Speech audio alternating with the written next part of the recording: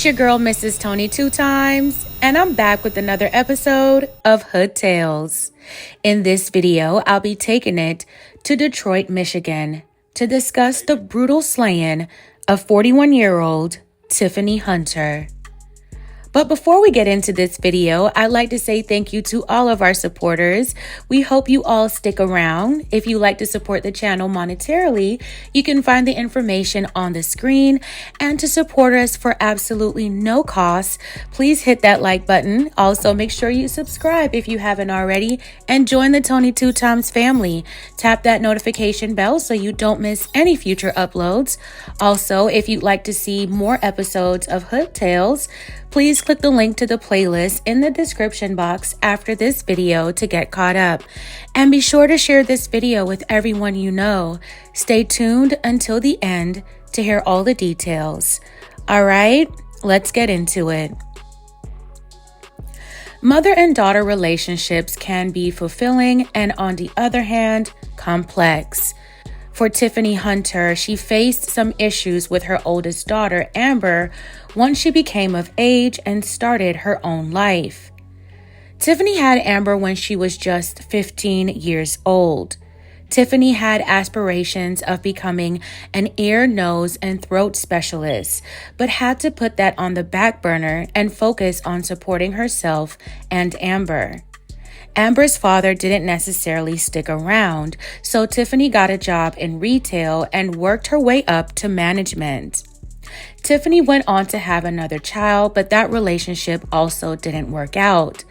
Tiffany held her own as a single mother and took care of her kids. Just before Tiffany turned 30, she decided it was time for her to go to college to earn her degree. Tiffany moved her family from their hometown in Mobile, Alabama, to Detroit, where she enrolled in school. Once Tiffany got settled into her new life, she found love again with a man named Walter. She welcomed her third child with Walter, a daughter. Tiffany's and Walter's relationship soon fizzled, but Walter remained present in Tiffany and his child's life. Tiffany and her children lived in a home that Walter owned. He wanted to make sure that they were taken care of. Tiffany found her way back on the dating scene and would end up with her fourth child, another daughter, but the relationship with the father became that of co-parents. Tiffany graduated from college with her bachelor's degree and decided to go back to school to pursue her master's. She also got back into the dating scene and found herself a new man who we'll call Nolan. The relationship was fresh and new. Tiffany was really attracted to him and enjoyed the time they spent together. Tiffany's life was all coming together. Her hard work was finally paying off. She was in her prime and was well respected in the community and at work. As Tiffany was just starting a new chapter in her life, she was also facing some challenges. Her relationship with Nolan had hit a snag, and there were rumors that things were becoming somewhat volatile, so they saw less of each other. Tiffany and her oldest daughter, Amber, were also having problems. Amber and her mother always seemed to butt heads. With only a 15-year age gap, Amber sometimes saw her mother as her peer and not her parent. Amber followed her mother's footsteps and had children at an early age. Amber had also gotten married to her kid's father, but the relationship had its ups and downs. She looked to her mother for help, but at the same time, refused to take any of her mother's advice on the matter, which caused tension between them. Tiffany would put her foot down with Amber and would tell her to get a job and pull her own weight in her relationship. Tiffany was adamant about Amber leaving the nest and starting her own life. Amber tried to make her first relationship work, but they eventually went their separate ways. After the relationship was over, Amber, with 2 children, found herself in a new relationship with a man named Javontae Wakefield. Amber had found her person in Javontae, someone who could understand her and meet her emotional needs. Amber and Javontae's love for each other was deep. They would do anything for each other. You wouldn't see one without the other. Amber and Javontae got married in 2014 and had 2 more children together. Javontae promised Amber he would take care of her and their family. However, the pressure to provide a good life and a stable living situation for a family of 6 proved to be a challenge for both Amber and Javontae. Javontae wasn't having any luck finding gainful employment in his hometown of Mobile, Alabama, so he decided to make the move to Detroit to find more opportunities. The move to Detroit meant Amber, Javontae, and the 4 children would end up living with Tiffany. By that time, Tiffany was ready to start living her own life, and the arrangement became too much for her to put up with. Tiffany's other children were either grown or old enough to take care of themselves. In 2017, Tiffany eventually told Amber and Javontae they had to move out of her home and go out to make a life for themselves. Amber was upset and felt as though her mother was not there for her during her time of need. Amber and Javontae, both 26, didn't have financial stability and felt that they had no help from family, which caused them to isolate themselves. The place they moved into was not up to par for all of them to live comfortably, to the point they were practically without a real place to call home. Their dire living situation prompted Amber's first husband to want to take custody of his 2 children with Amber. That sent Amber over the edge, especially when her mother agreed that the 2 oldest children should go with their father. Tiffany thought it was best, but Amber didn't like that. Despite their living situation, Amber felt like she was the happiest she had ever been. Tiffany vouching for her older grandchildren to be with their father made Amber feel like her mother was trying to tear everything she had apart. She didn't want her mother to be a part of the investigation or go to the court on behalf of her ex and the children's father. Amber and Tiffany's relationship had hit its breaking point. Tiffany stood firm on her convictions when it came to Amber, and despite their issues, Tiffany went on to live her life. After Tiffany decided to distance herself from the new guy, Nolan, she started spending time with her 3rd child's father, Walter. On Saturday, September 9th, 2017, Tiffany and Walter had dinner together, and she stayed the night at his place. She left to go home on Sunday, the 10th. Tiffany's younger children were not at home with her. That night, Walter had not heard from Tiffany, so at 4 o'clock the next morning, he woke up and decided to head to Tiffany's house, but his car broke down. A couple hours later, he was able to use his mother's car and arrived at Tiffany's house around 6:30 a.m. Walter had a key to Tiffany's place since he owned the house. As he entered, he discovered something horrifying. Tiffany was laying on the floor in a pool of blood with a pillow placed under her head. Walter immediately called 911. When officers arrived at the scene, they found Tiffany. She was clearly no longer alive. Tiffany had blunt force trauma to her head and had been cut up to 70 times. Detectives knew that this was a homicide and it was personal and a crime of passion. The first suspect they looked into was Walter. However, he denied any involvement and said he and Tiffany were on good terms. Neighbors told detectives they heard screams coming from Tiffany's home on the 10th. The neighbor even texted her to ask if she was okay. Neighbors also believed the guy Nolan was stalking Tiffany. However, when detectives spoke with Nolan, he was forthcoming with information and cooperated with the investigation. He told police he had nothing to do with Tiffany's slaying. He pointed the finger back at Walter and pointed out that Tiffany once had a restraining order against him. Nolan told detectives Walter had a habit of popping up at Tiffany's place unannounced, and it would cause friction between them, and it would even get violent. When detectives confronted Walter with that information, he didn't deny that he would show up to Tiffany's place. He said he felt like he had the right to do so since he was the owner of the home.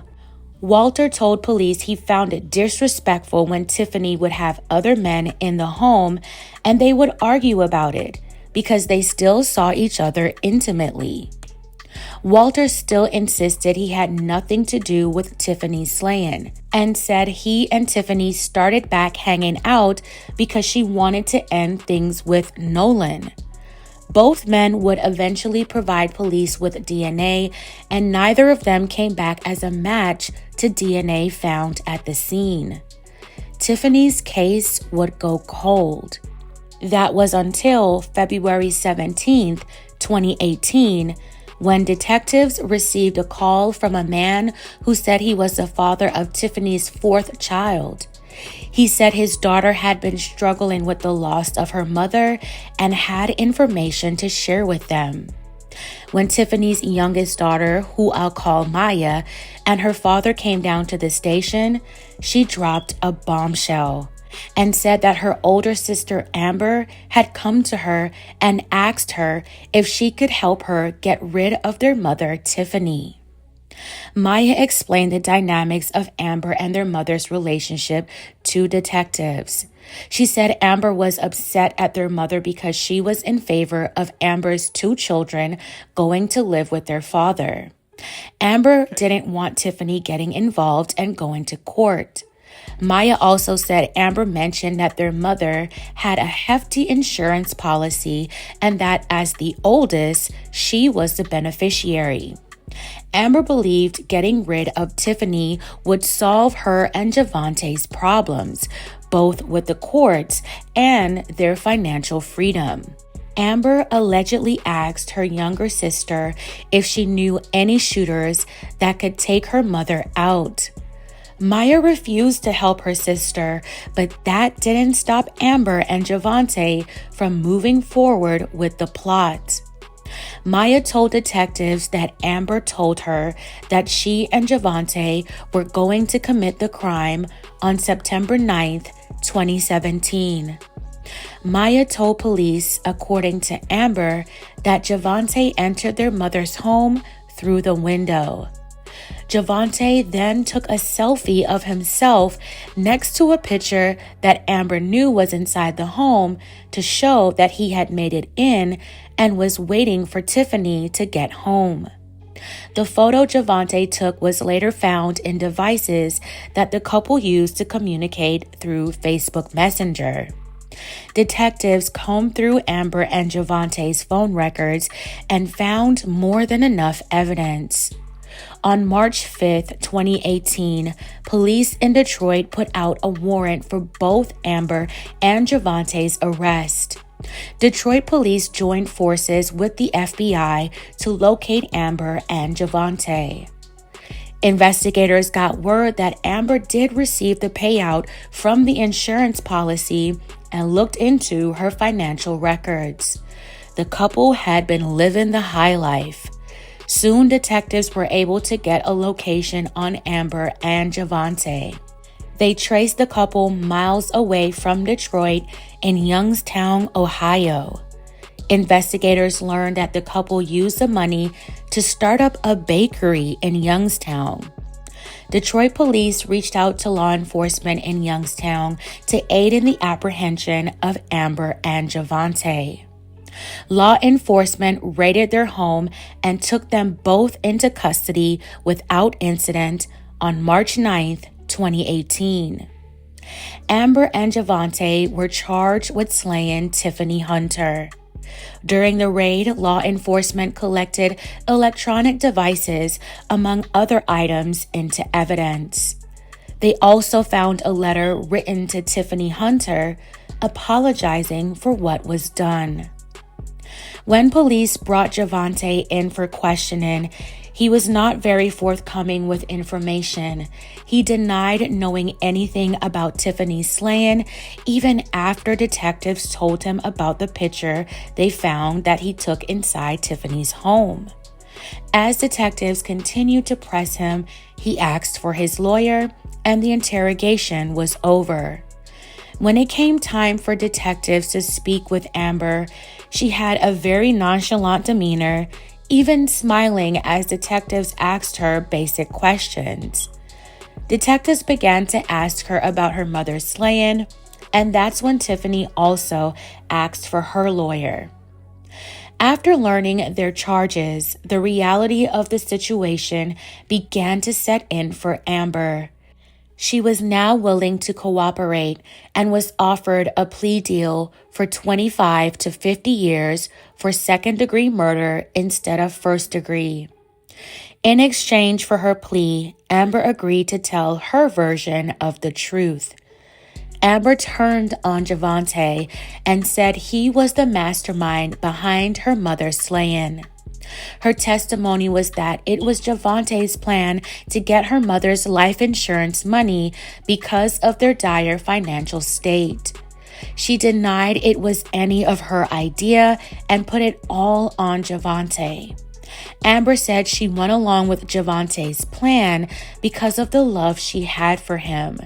She agreed to the idea that the only way they could stay together is if her mother was no longer in the picture. Amber gave a description of how Javontae committed the heinous act against her mother. According to Amber, once Tiffany got home, Javontae, who had been waiting for her, walks up behind Tiffany and hits her in the head with a hammer. In a rage, he then cuts her up to 70 times, and in the process, he cuts himself, leaving his DNA at the scene. She said after he left the scene, he got rid of the hammer, got on a bus, put the clothes he was wearing in a bag, and destroyed the evidence. After giving her version of that night, Amber accepted her plea deal and was sentenced to 25 to 50 years on January 17, 2019. With the stakes high and Amber's words stacked against him, Javontae would also end up taking a plea deal for second-degree murder in April 2022. May Tiffany Hunter continue to rest in peace. My belated condolences to her family. This is such a tragic story of greed, entitlement, and misplaced anger. I found a profile of Amber's on a website called meetaninmate.com, and the way she speaks of herself and her case seem very self-centered.